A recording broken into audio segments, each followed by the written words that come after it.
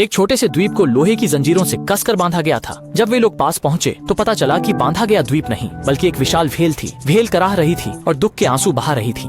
दरअसल जब भेल मछली शिकार कर रही थी तो उसने गलती से समुद्र की सतह पर एक मछली पकड़ने वाली नाव को निगल लिया, जिससे आसपास के मछुआरों में असंतोष फैल गया और अंत में उन्होंने मिलकर इसे यहाँ बंद कर दिया। हालांकि बेचारी भेल का कोई बुरा इरादा नहीं था, वो बस नहीं जानती थी कि मछुआरों को कैसे रिहा किया जाए।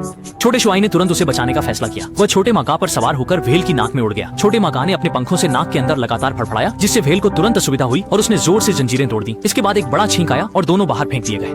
गलती से निकली गई मछली पकड़ने की नाव भी फिर से समुद्र की सतह पर आ गई और भेल को आजादी मिल गई। वह समुद्र की गहराई में तैर गई। भेल ने छोटे शुआई का धन्यवाद करने के लिए एक छोटे केकड़े को एक अंगूठी देने के लिए भेजा, जो वास्तव में समुद्र का दिल था।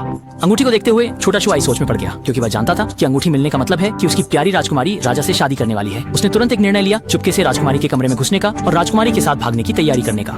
लेकिन यह दृश्य राजा के आदमियों ने देख लिया और तुरंत लोगों को लेकर छोटे शुआई को पकड़ लिया, जबकि छोटे मामा को राजा ने गोली मार दी, जिससे वह गंभीर रूप से घायल हो गया। राजा ने जनता के सामने अपनी धाक जमाने के लिए 3 बड़े कड़ाह तैयार किए, जिनमें क्रमशः उबलता हुआ पानी, ठंडा बर्फीला पानी और गर्म सरसों का तेल भरा था। अगर छोटा शुआई तीनों कड़ाहों में कूदकर नहीं मरा तो उसे एक मौका दिया जाएगा। फिर उसे पहले एक कड़ाह में धकेल दिया गया।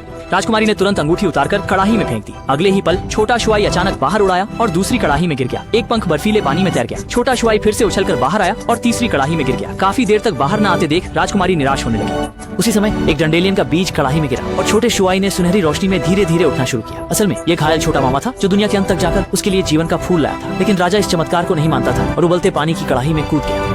अगले ही पल एक बुलबुला राजा को लेकर बाहर आ गया। बुलबुला रुका नहीं, बल्कि राजा को लेकर उत्तर पश्चिम की ओर चला गया। इसी तरह भीड़ के बीच में छोटा शुआई नया राजा बन गया और